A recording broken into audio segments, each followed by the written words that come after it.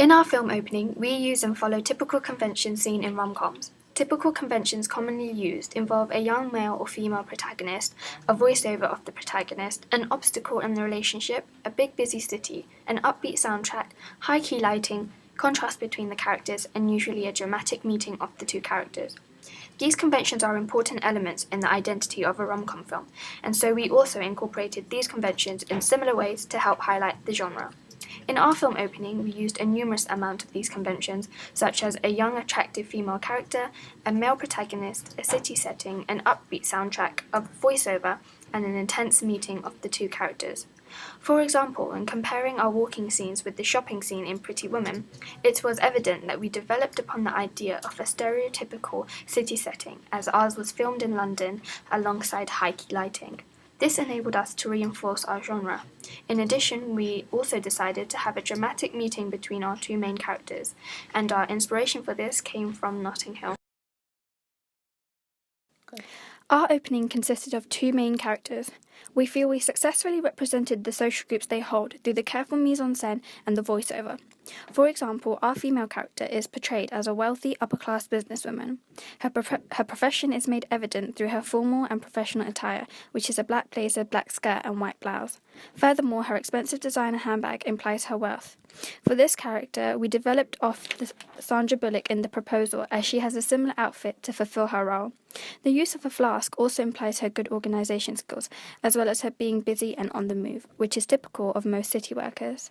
Furthermore, our male actor fit most of the stereotypical connotations attached to a lazy and messy man. The setting, props, and his attire help to show this. The leftover pizza, piles of clothes, and beer cans, as well as the fact that he wakes up on his couch, shows he is too lazy to cook for himself and even get up to sleep in his own bed. In addition, the way we see him dress himself is very contrasting to our female character. He fails to properly put on his trousers and shirt and puts his tie on in a careless manner. The fact that he seems to be rushing tells us that he is running late. This is stereotypical, as they are seen to never be on time, and therefore he lacks being organised. As a group, we argued that Universal Studios would be the best institution to distribute our film. Universal is mainly a production company. However, it has distributed numerous films independently as well as in collaboration with other distributors. Universal has distributed many films, including the Fast and Furious franchise, which is today one of the most well-known franchises globally. This proves that Universal has the ability to successfully distribute movies which appeal to mass audiences. The Theory of Everything was a romance drama released in 2014, which was distributed by Universal. Endless Love was another romance movie distributed by Universal last year. This means that they have a key interest in distributing romance films, which is one of the main reasons as to why they may want to distribute our film. Universal has also distributed numerous comedies, such as Ted and Neighbours, which were commercial successes. Neighbours, for instance, had a production budget of only 18 million, however it grossed over 150 million due to effective distribution by Universal.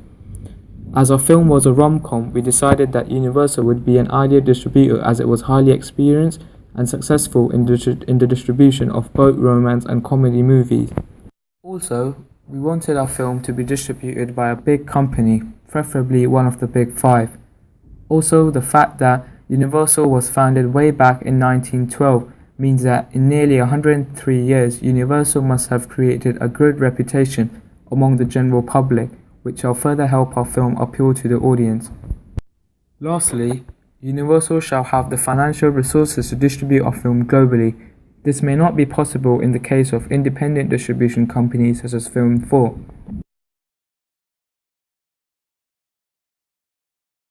The primary audience for our media product is 13 to 25-year-old females.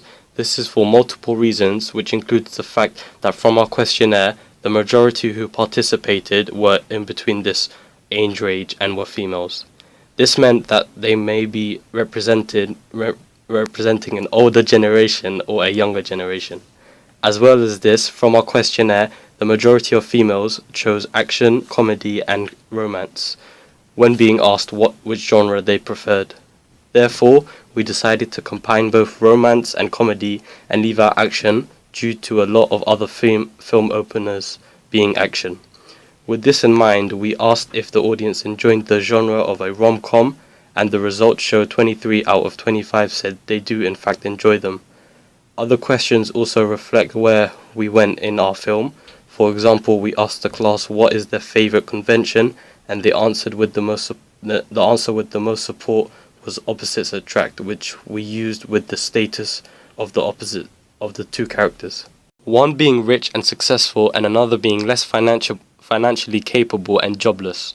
We also asked what would be a suitable setting, and the answer was the workplace, which we incorporated when we performed the bump just outside the workplace of the female. Our secondary audience is male 13 to 20-year-olds. This is also because when we were asking people, 11 out of 25 were males, and so we made sure to include their preferences as well. We also decided this because Adam, the male character, is seen as cheeky, for example when he winks at himself in the mirror, and a very late person, which may be similar to men stereotypically. This would mean that the consumer between this age range may want to watch this film, as the character may reflect a personality similar to the person. Lastly, we decided our film is going to be rated 12. This is due to the film not being too explicit, but the fact it's based on future relationships, and so we decided to make it a 12. We attracted our audience by carefully planning the codes and conventions of a rom-com that we would implement, making sure we did not use too much of a cliché movement. A clear example of an idea we used from the codes and conventions of a rom-com is a voiceover used to introduce the love theme. We implemented the idea of a voiceover, however not following the structure, as we introduced one character in the voiceover to speak about him.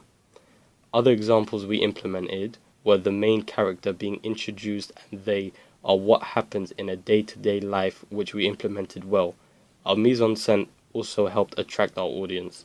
This is because the primary audience is females, and so we ensured that the female character would have a prestigious look to her for it to be more appealing to the female spectators. Also, we tried to complement the females in this film opener, as we included a counter-type of a woman having greater, more sophistication and class compared to the male who enjoyed less of these luxuries. An example of this is the female character wearing clean, tidy attire, which reflected her punctuality as well as her classiness. For filming, we used the Nikon 1 S2 digital camera. This camera was 14.2 megapixel with an autofocus system, which meant every piece of footage was taken with precision. The screen display was relatively big, allowing us to play back clearly when we were filming, and also before recording, it was clear to see what our shots would look like. The lens we used through the whole film was a 10 to 30mm f3.5 to 5.6 lens, and we used this because it was of very high quality and was useful for zooming in and out, but also very good for day and bright shots. We also used features on the camera which included enhancing the contrast when we needed to. We also used a tripod to film, which allowed us to film steady, but also we used some panning shots. To try and create a tracking shot, we used a skateboard to do so, which was successful. To record the voiceover, we used iPhone 6 as it was very clear and easy to use. For editing, we used Final Cut Pro, adding credits and speeding up scenes, but also stabilizing shots. To fit conventions of a typical rom-com, through Final Cut Pro, we found an alarm sound which we used in our film opening. For the soundtrack, we used a copyright CD. Looking back at the preliminary task, we felt like we had bettered our skills. One of the prime differences was the camera work. For the prelim, the shots and angles we used were very basic, only consisting of 3, but when filming our opening, we learnt many new angles and were able to experiment more. This was so it wasn't boring. Some new shots and movements we learnt included focus pulls and handheld shots, which allowed our opening to look more professional and keep the audience interested. In terms of mise-en-scène when filming the preliminary task, costume and makeup wasn't paid that much attention to. In comparison to our opening, we made sure we spent time on both of these aspects for both characters, and this is evident through the scenes of getting ready, making sure it was relevant to our genre. Moreover, in our preliminary task, we used many cuts as movement, but in the opening, there were different editing techniques used, such as fades and blurs. In conclusion, we were limited as the prelim was only 30 seconds, but this allowed us to build and acquire more skills to create a successful opening.